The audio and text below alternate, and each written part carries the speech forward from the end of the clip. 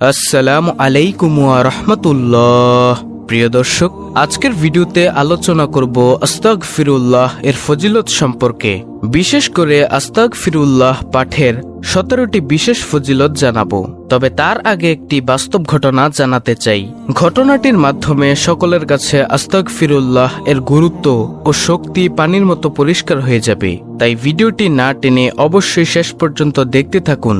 তাহলে চলুন মূল ভিডিও শুরু করা যাক।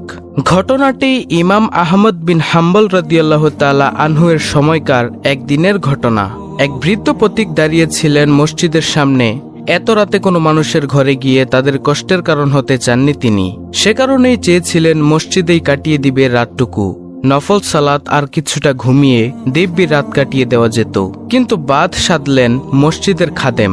কোনো এক অজানা কারণে তাকে পছন্দ করলেন না খাদেম। স্রেফ মানা করে দিলেন মসজিদের খাদেম, মসজিদে রাত কাটানো যাবে না। মসজিদের সামনে দাঁড়িয়ে খাদেম সাহেব সেই কথাটি বেশ উঁচু গলায় জানিয়ে দিলেন বৃদ্ধকে। মসজিদের সাথে লাগানো রুটির দোকানে মধ্যবয়স্ক একজন বিশাল তান্দুরি রুটি বানাচ্ছেন। খাদেমের চড়া গলা তার কানে পর্যন্ত গেল। রুটি বানানো বন্ধ রেখে মধ্যবয়স্ক মানুষটি ধীর পায়ে এগিয়ে গেলেন ঠায় দাঁড়িয়ে থাকা বৃদ্ধ মানুষটির কাছে। সালাম দিয়ে জানতে চাইলেন, পথিক বুঝি আপনি? আপনার আপত্তি না থাকলে আজকের রাত আমার সাথে কাটিয়ে দিতে পারেন।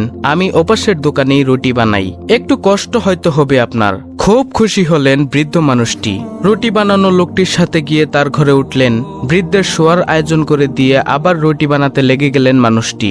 বিছানায় আধশোয়া মানুষটি খেয়াল করলেন কাজের ফাঁকে ফাঁকে কি যেন পড়ছেন তাকে আশ্রয় দেওয়া মানুষটি। বৃদ্ধ জিজ্ঞাসা করলেন, কিছু মনে না করলে আপনাকে একটা কথা জিজ্ঞাসা করি ভাই। রুটি বানাতে বানাতে আপনি কিছু পড়ছেন মনে হচ্ছে, দয়া করে বলবেন কি পড়ছেন? লোকটি জবাব দিলেন, তেমন কিছু না, ইস্তেগফার আস্তাগফিরুল্লাহ করছি। কাজের ফাঁকে ফাঁকেও মহান রব্বুল আলামিনের কাছে ক্ষমা প্রার্থনা করছি। বৃদ্ধ লোকটি অবাক হয়ে জানতে চাইলেন, এই যে কাজের ফাঁকে ফাঁকেও একটানা ইস্তেগফার করছেন, কোনো লাভ কি হয়েছে আপনার? লোকটির সাবলীল জবাব, জি জনাব, আলহামদুলিল্লাহ। আমার মনে হয় এই ইস্তেগফারের কল্যাণেই মহান আল্লাহ তাআলা এখন পর্যন্ত আমার যাবতীয় দোয়া কবুল করেছেন, শুধু একটি দোয়া ছাড়া।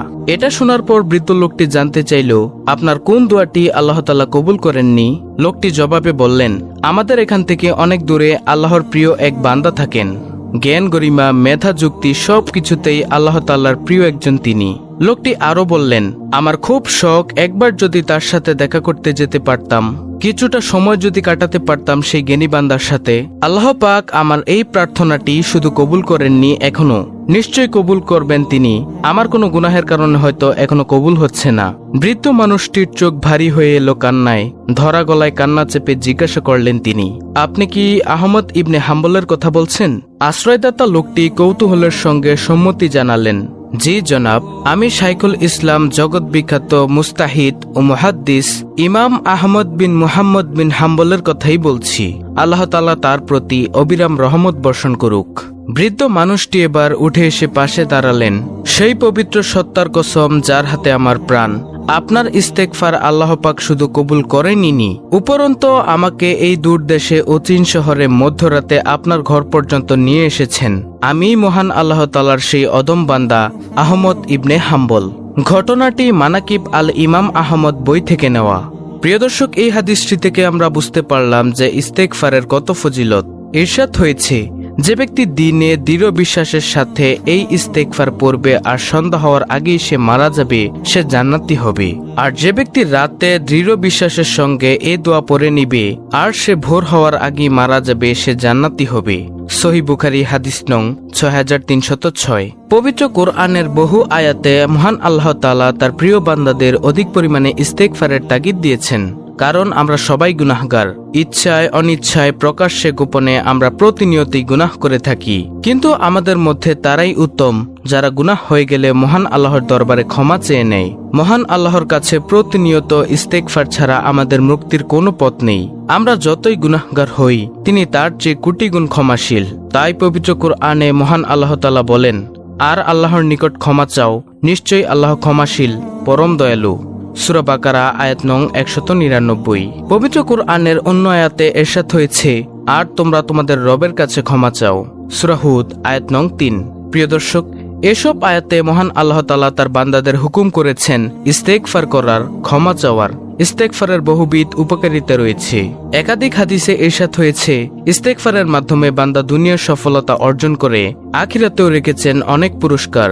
প্রিয় দর্শক, এখন আমি আপনাদেরকে জানাবো ইস্তেগফার পাঠের 17টি উপকারিতা। নম্বর 1, ইস্তেগফারের কারণে প্রচুর বৃষ্টি বর্ষণ হয়, বাগান ও শস্যে ভালো ফসল হয়, নদী নালা থাকে জীবন্ত। 2, ইস্তেগফারকারীকে আল্লাহ তাআলা উত্তম সন্তান, সম্পদ ও জীবিকার দ্বারা সম্মানিত করেন। নম্বর 3, দিন পালন সহজ হয়, কর্মজীবন হয় সুখের। নম্বর 4, দয়াময় আল্লাহ ও বান্দার মধ্যে যে দূরত্ব আছে তা মিটে যায়। 5, ইস্তেগফারকারীর কাছে দুনিয়াকে খুব তুচ্ছ করে দেওয়া হয়। নম্বর 6, মানব ও জিন শয়তান থেকে তাকে হেফাজত করা হয়। তারপরে 7 নম্বর উপকারিতা হলো দিন ও ইমানের স্বাদ আস্বাদন করা যায়। নম্বর 8, আল্লাহর ভালোবাসা অর্জিত হয়। নম্বর 9, বিচক্ষণতা ও বিশ্বাস বৃদ্ধি পায়। 10, দুশ্চিন্তা ও পেরেশানি দূর হয়। 11, বেকারত্ব দূর হয়। নম্বর 12, আল্লাহ তাআলার নৈকট্য অর্জিত হয় আর তওবার কারণে আল্লাহ আনন্দিত হন। তারপরে 13 নম্বর উপকারিতা হলো মৃত্যুর সময় ফেরেশতারা তার জন্য সুসংবাদ নিয়ে আসে। নম্বর 14, হাসরের মাঠে মানুষ যখন প্রচন্ড গরম ও ঘামের মধ্যে থাকবে তখন ইস্তেগফারকারী থাকবে আরশের ছায়াতলে। 15 নম্বর উপকারিতা হলো কিয়ামতের দিন মানুষ যখন অস্থির থাকবে ইস্তেগফারকারী তখন ডানপন্থী মুত্তাকিনদের দলে থাকবে। নম্বর 16, ইস্তেগফার পাঠের ফলে মন্দ কাজ থেকে বেঁচে থাকা যায়। তারপরে সর্বশেষ 17 নম্বর উপকারিতা, আরশ বহনকারী ফেরেশতারাও তার জন্য দোয়া করেন। সুবহানাল্লাহ। প্রিয় দর্শক, এখন আমি আপনাদেরকে জানাবো কোন সেই ইস্তেগফার যেগুলো পাঠ করার ফলে আপনি এই ফজিলতগুলো অর্জন করতে পারবেন।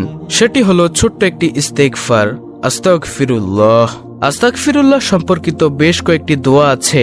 আপনি নির্দিষ্ট একটি অথবা চাইলে প্রতিটি পাঠ করেই আল্লাহর কাছে ক্ষমা প্রার্থনা করতে পারেন। প্রথম নম্বর ইস্তেগফার, আস্তাগফিরুল্লাহ। আস্তাগফিরুল্লাহ অর্থ হলো আমি আল্লাহর কাছে ক্ষমা প্রার্থনা করছি। দ্বিতীয় নম্বর ইস্তেগফার, আস্তাগফিরুল্লাহ ওয়া আতুবু ইলাইহি। এর অর্থ হলো আমি আল্লাহর কাছে ক্ষমা প্রার্থনা করছি এবং তার দিকে প্রত্যাবর্তন করছি। তৃতীয় নম্বর ইস্তেগফার, রব্বিগফিরলি ওয়া আতুবু ইলাইহি ইন্নাকা আনতাত তাওয়াবুর রহিম। এর অর্থ হলো হে আমার প্রভু, আমাকে ক্ষমা করুন, আমার তওবা কবুল করুন, নিশ্চয়ই আপনি তওবা কবুলকারী রহমশীল। তারপরের ইস্তেগফারটি হলো সবচেয়ে শ্রেষ্ঠ ইস্তেগফার, সাইয়্যিদুল ইস্তেগফার।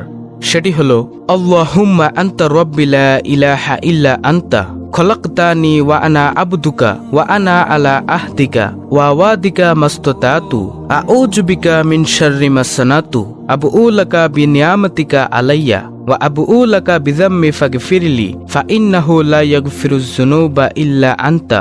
এটি হলো সাইয়্যিদুল ইস্তেগফার, সবচেয়ে শ্রেষ্ঠ ইস্তেগফার। এই সাইয়্যিদুল ইস্তেগফারের অর্থ হলো হে আল্লাহ, তুমি আমার পালনকর্তা, তুমি ছাড়া আর কোনো উপাস্য নেই, তুমি আমাকে সৃষ্টি করেছ, আমি তোমার দাস, আমি আমার সাধ্যমতো তোমার নিকটে দেওয়া অঙ্গীকারে ও প্রতিশ্রুতিতে দৃঢ় আছি। আমি আমার কৃতকর্মের অনিষ্ট হতে তোমার নিকটে আশ্রয় প্রার্থনা করছি। আমি আমার উপরে তোমার দেওয়া অনুগ্রহকে স্বীকার করছি এবং আমি আমার গুনাহের স্বীকৃতি দিচ্ছি। অতএব তুমি আমাকে ক্ষমা করো, কেননা তুমি ব্যতীত পাপসমূহ ক্ষমা করার আর কেউ নেই। প্রিয় দর্শক, আপনারা এই ইস্তেগফারগুলো প্রতিনিয়ত পাঠ করতে থাকুন, ইনশাআল্লাহ অনেক অনেক ফজিলতের ভাগীদার হতে পারবেন। আল্লাহ রাব্বুল আলামিন আমাদের সকলকে ইস্তেগফারের আমল করার তৌফিক দান করুন, আমিন।